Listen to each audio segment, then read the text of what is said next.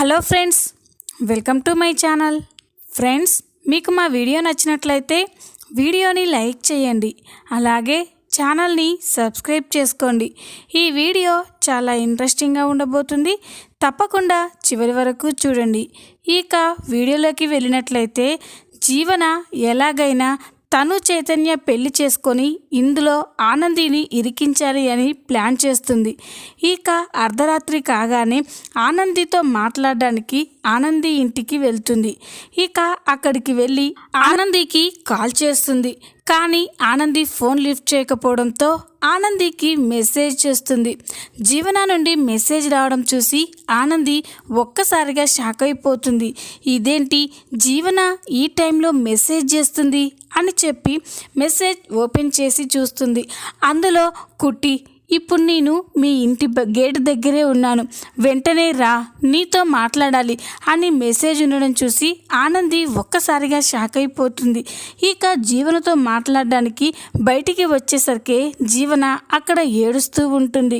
ఆనంది జీవన దగ్గరికి వచ్చి, ఏంటి జీవన, నువ్వు ఈ టైంలో మా ఇంటికి వచ్చావేంటి అని అడుగుతుంది. అప్పుడు జీవన ఏడుస్తూ నటిస్తూ మాట్లాడుతూ ఉంటుంది.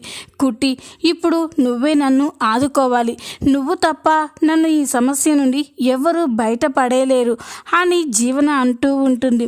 ఏంది జీవన, ఏమైంది ఇప్పుడు, ఎందుకు గంత బాధపడుతున్నావు అని అంటే జీవన తన ప్రేమ విషయం మొత్తం కూడా ఆనందితో చెప్తుంది. కుట్టి, నేను నా లైఫ్లో ఎవరిని కూడా మనస్ఫూర్తిగా ప్రేమించలేదు. సూరజ్ని ప్రేమించి ఎంగేజ్మెంట్ దాకా వచ్చి అది ఆగిపోయింది. ఆదిత్యతో పెళ్ళికి ఒప్పుకొని అది పీటల దాకా వచ్చి ఆగిపోయింది. కానీ వీళ్ళెవరినీ కూడా నేను ఇష్టపూర్తిగా పెళ్లి చేసుకోవాలనుకోలేదు. కానీ నా లైఫ్లోకి ఇప్పుడు చైతన్య వచ్చాడు. చైతన్యని నేను ప్రాణంగా ప్రేమిస్తున్నాను. నేను లేకపోతే చైతన్య కూడా బ్రతకలేడు. ఆ విషయం ఇంట్లో చెప్తే వాళ్ళు ఎవ్వరూ ఒప్పుకోవడం లేదు. కుట్టి, ఈ సమయంలో నువ్వే నాకు సాయం చేయగలవు అని జీవన ఆనందితో మాట్లాడుతుంది.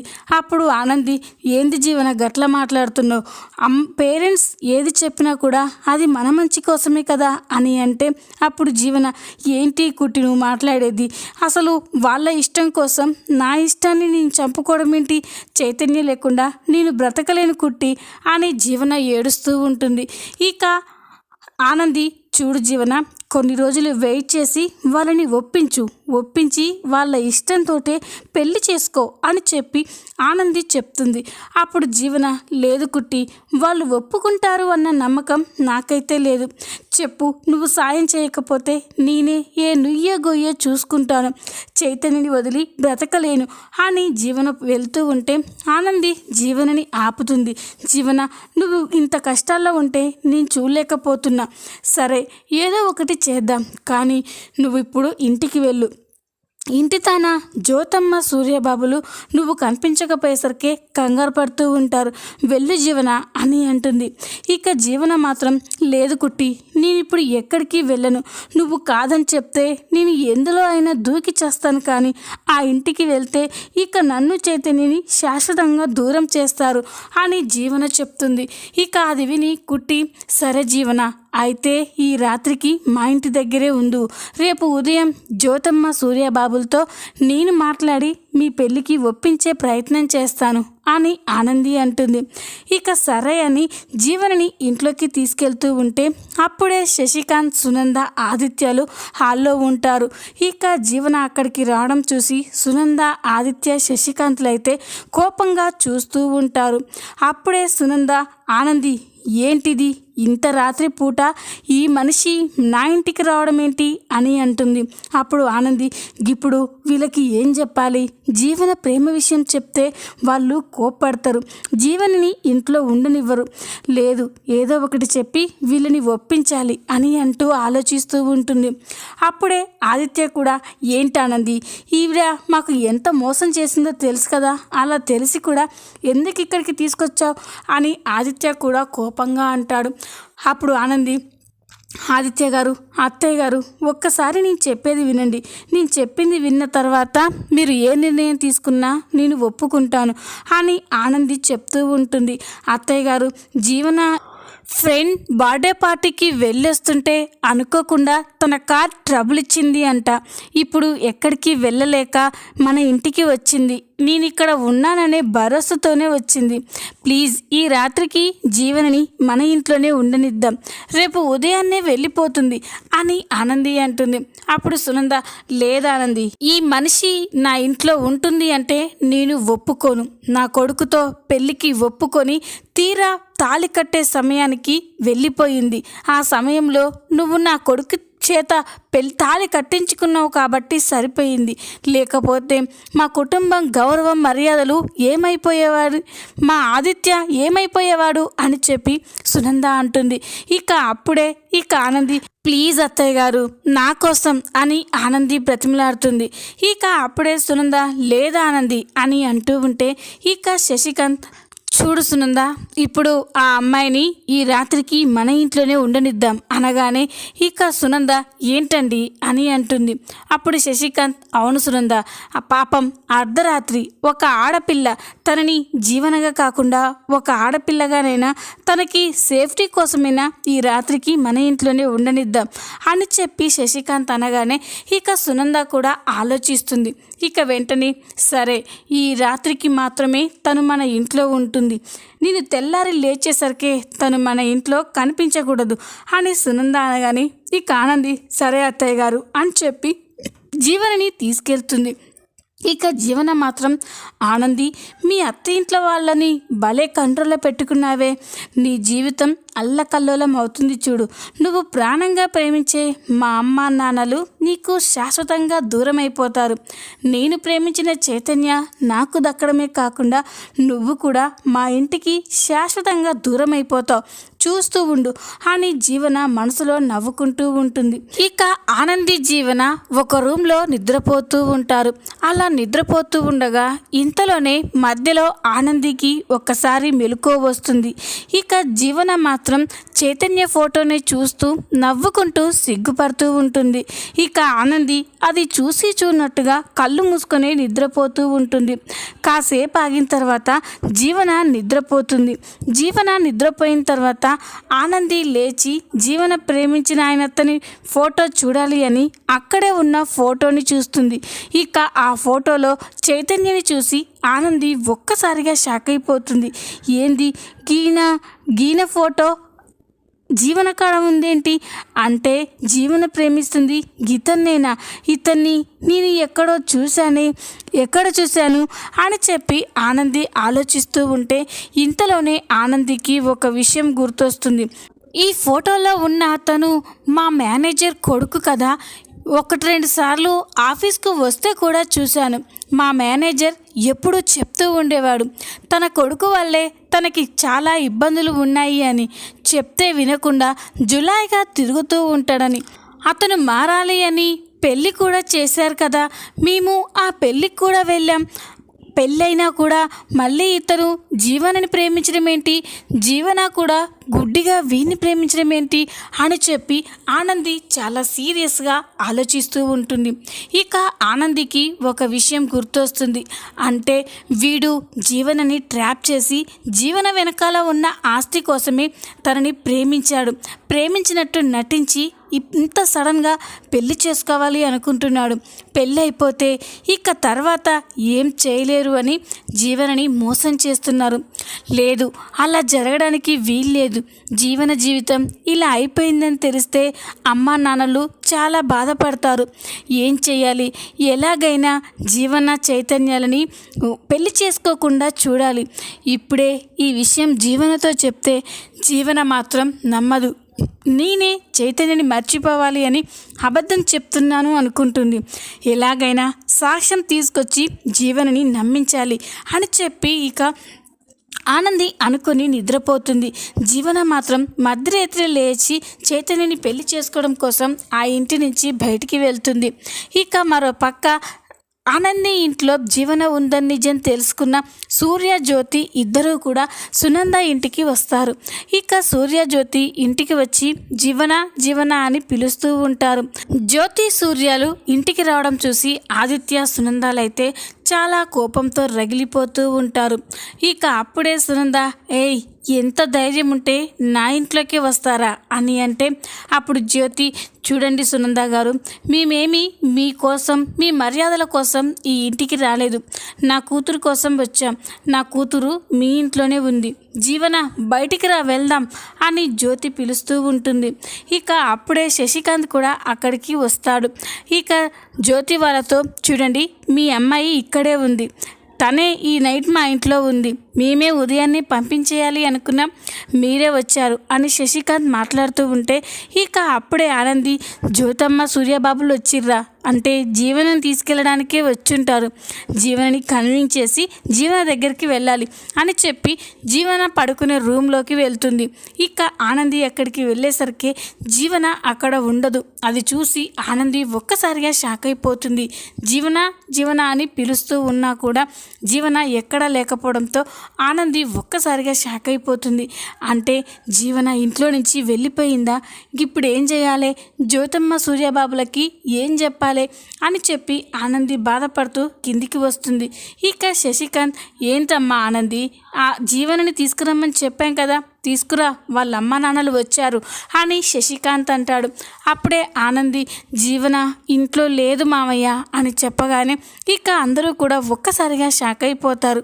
ఇక అప్పుడే జ్యోతి, ఏంటి ఆనంది, ఏమంటున్నావు నువ్వు? జీవన మీ ఇంట్లోనే ఉందని నువ్వే కదా ఫోన్ చేసి చెప్పినావు, మరి ఇప్పుడు మీ ఇంట్లో లేకపోవడం ఏంటి అని అంటుంది. అప్పుడు ఆనంది, అవును జ్యోతమ్మ, జీవన మా ఇంట్లోనే ఉంది, కానీ ఎప్పుడు వెళ్ళిపోయింది అని చెప్పగానే అందరూ కూడా ఒక్కసారిగా షాక్ అయిపోతారు. ఇక జ్యోతి సూర్యతో మాట్లాడి, ఏమండి మనం వెంటనే జీవనని వెతకాలి పదండి అని చెప్పి కంగారుగా వెళ్ళిపోతారు. ఇక అదంతా చూస్తున్న సునంద, ఆదిత్య, శశికాంత్లకైతే ఏమీ అర్థం కాదు. ఇక సునంద, అసలు వీళ్ళు ఇక్కడికి ఎందుకు వచ్చారు, మళ్ళీ హడావిడిగా ఎందుకు వెళ్తున్నారు, అసలు ఏం జరుగుతుందో ఏమీ అర్థం కావట్లేదు అని అనుకుంటూ ఉంటారు. మరో పక్క ఆనంది, ఇప్పుడు ఏం చేయాలి, జీవన ఖచ్చితంగా ఆ మోసగాన్ని పెళ్లి చేసుకోవడానికే వెళ్ళుంటుంది. ఇప్పుడు ఆ పెళ్లి చేసుకుంటే జీవన లైఫ్ ఏమైపోతుంది, ఏం చేయాలి, వాళ్ళు ఎక్కడున్నారో ఎలా తెలుసుకోవాలి అని ఆనంది కంగారు పడుతూ ఉంటే ఇంతలోనే ఆనందికి ఒక ఫోన్ వస్తుంది. ఆ ఫోన్ చేసింది జీవన ఫ్రెండ్ సోనీ ఫోన్ చేస్తుందేంటి, జీవన ఎక్కడ ఉందో తనకేమైనా తెలుసుంటుందా అని చెప్పి ఫోన్ లిఫ్ట్ చేసి, చెప్పు సోనీ అని అంటుంది. అప్పుడు సోనీ, ఆనంది ఇప్పుడే నాకు జీవన ఫోన్ చేసింది, ఊరి బయట ఉన్న వెంకటేశ్వర స్వామి గుళ్ళో జీవన చైతన్యని పెళ్లి చేసుకోబోతుందంట అని చెప్పగానే ఆనంది ఒక్కసారిగా షాక్ అయిపోతుంది. ఇక వెంటనే, నేను ఇప్పుడే బయలుదేరి వస్తున్నాను సోనీ అని చెప్పి ఫోన్ కట్ చేసి హడావిడిగా బయలుదేరి అక్కడికి వెళ్తూ ఉంటే ఇంతలోనే ఆనందికి ఒక విషయం గుర్తొస్తుంది. ఇప్పుడు నేను అక్కడికి వెళ్తే జీవన నా మాట నమ్మదు, ఆ మోసగాన్ని నమ్మి అతని చేతే తాళి కట్టించుకుంది, ఎలాగైనా సాక్ష్యం తీసుకెళ్ళాలి, అంటే నేను వెంటనే మేనేజర్ గారి ఇంటికి వెళ్ళాలి అని చెప్పి ఆనంది వాళ్ళ ఆఫీస్లో పనిచేసే మేనేజర్ ఇంటికి వెళ్తుంది. ఇక అక్కడికి వెళ్ళేసరికి మేనేజర్ గారు ఇంట్లోనే ఉంటాడు. ఇక ఆనంది అక్కడికి రావడం చూసి మేనేజర్, ఏంటి మేడం మా ఇంటికి వచ్చారేంటి అని అంటే, ఇక అప్పుడు ఆనంది జరిగిన విషయం మొత్తం కూడా మేనేజర్తో చెప్తూ ఉంటుంది. ఇక అది విని మేనేజర్ ఒక్కసారిగా షాక్ అయిపోతారు. ఏంటి మేడం, మా వాడు ఇంకో అమ్మాయిని ప్రేమ పేరుతో మోసం చేసి పెళ్లి చేసుకోవాలనుకుంటున్నాడా అని అంటే, అప్పుడు ఆనంది, అవును మేనేజర్ గారు, అలాగే చేస్తున్నారు, అతను మా జ్యోతమ్మ సూర్యబాబుల కూతురైన జీవనని ట్రాప్ చేసి మోసం చేసి ఈరోజు పెళ్లి చేసుకోబోతున్నాడు అని చెప్పగానే ఇక మేనేజర్ ఒక్కసారిగా షాక్ అయిపోతారు. పదమ్మ, వాడికి ఎలా బుద్ధి చెప్పాలో నేను చేస్తాను అని చెప్పగానే ఇక ఆనంది, లేదండి ఏదైనా సాక్ష్యం కావాలి, మీ అబ్బాయి పెళ్లి ఫోటోలు ఏమైనా ఉన్నాయా అని అంటే, ఇక అతను ఒక్క నిమిషం మేడం అని చెప్పి లోపలికి వెళ్ళి చైతన్య పెళ్లి చేసుకున్నప్పటి పెళ్లి ఫోటోని తీసుకొచ్చి ఆనందికి ఇస్తాడు. ఇక అది చూసి ఆనంది, ఈ ఒక్క సాక్ష్యం చాలు ఆ చైతన్య నిజస్వరూపం బయట పెట్టడానికి అని చెప్పి ఇక కారులో ఫాస్ట్గా అక్కడికి వెళ్తుంది. మరోపక్క జీవన చైతన్యని పెళ్లి చేసుకుంటున్నాను అని చాలా సంతోషపడుతూ ఉంటుంది. ఇక చైతన్య కూడా ఈ రోజుతో నేను కోటీశ్వరుని అయిపోతున్నాను, ఫేమస్ లాయర్లకి ఒక అల్లుడిగా వెళ్తున్నాను, ఇక నా లైఫ్ సెటిల్ అయిపోయినట్టే, మమ్మల్ని ఎవ్వరూ ఆపలేరు అని చెప్పి చైతన్య అనుకుంటూ ఉంటాడు. ఇక అప్పుడే పంతులు గారు చైతన్య చేతికి తాళినిచ్చి జీవన మెడలో కట్టమని చెప్పగానే ఇక చైతన్య తాళి కట్టబోతూ ఉంటే అప్పుడే ఆనంది మేనేజర్ అక్కడికి వస్తారు. ఇక ఒక్కసారిగా ఆగండి అని గట్టిగా అరుస్తుంది ఆనంది. అది విని జీవన చైతన్య అయితే ఒక్కసారిగా షాక్ అయిపోతారు. ఇక చైతన్య ఆనందితో తన తండ్రి రావడం చూసి ఒక్కసారిగా స్టన్ అయిపోయి, ఇదేంటి మా నాన్న ఇక్కడికి వస్తున్నాడు, కొంపతీసి నా గురించి అన్ని నిజాలు తెలిసిపోయాయా అని అనుకుంటూ కంగారు పడుతూ ఉంటారు. ఇక అప్పుడే జీవన ఆనందిని చూసి, కుట్టి వచ్చావా కుట్టి, మాకు పెళ్లి చేయడానికి పెళ్లి పెద్దగా ఎవ్వరూ లేరు అనుకున్నాను, నువ్వు వచ్చావు కదా అని చెప్పి జీవన సంతోషపడుతూ ఉంటే అప్పుడే ఆనంది, నేను ఇక్కడికి వచ్చింది మీ పెళ్లి చేయడానికి కాదు జీవన, మీ పెళ్ళి ఆపడానికి అని చెప్పగానే జీవన ఒక్కసారిగా షాక్ అయిపోతుంది. ఏంటి కుట్టి, మా పెళ్ళి ఆపడం ఏంటి, నేను చెప్పాను కదా చైతన్యని ఎంతలా ప్రేమిస్తున్నానో, అయినా కూడా మాకు సపోర్ట్ చేయవా అని జీవన అంటుంది. అప్పుడు ఆనంది, చూడు జీవన, నిజంగా మీ ప్రేమ నిజమైందే అయితే సపోర్ట్ చేసేదాన్ని, కానీ వాడు నిన్ను ఫ్రాడ్ చేసి ట్రాప్ చేసి ప్రేమించాడు, మోసం చేశాడు, అలాంటి వాణ్ణి నీ జీవితంలోకి ఎలా రాణిస్తాననుకున్నావు అని ఆనంది చెప్పగానే జీవన చైతన్య ఒక్కసారిగా షాక్ అయిపోతారు. ఇక జీవన, కుట్టి ఏం మాట్లాడుతున్నావు నువ్వు, నా చైతన్య నన్ను ప్రాణంగా ప్రేమించాడు, అలాంటి చైతన్య లవ్ని ఫ్రాడ్ అంటావేంటి అని అంటుంది. అప్పుడే చైతన్య కూడా, ఏంటి జీవన ఇది, మనం ఎవరికీ తెలియకుండా పెళ్లి చేసుకోవాలి అనుకున్నాం కదా, ఇప్పుడేంటి తనకెందుకు చెప్పావు అని అంటాడు.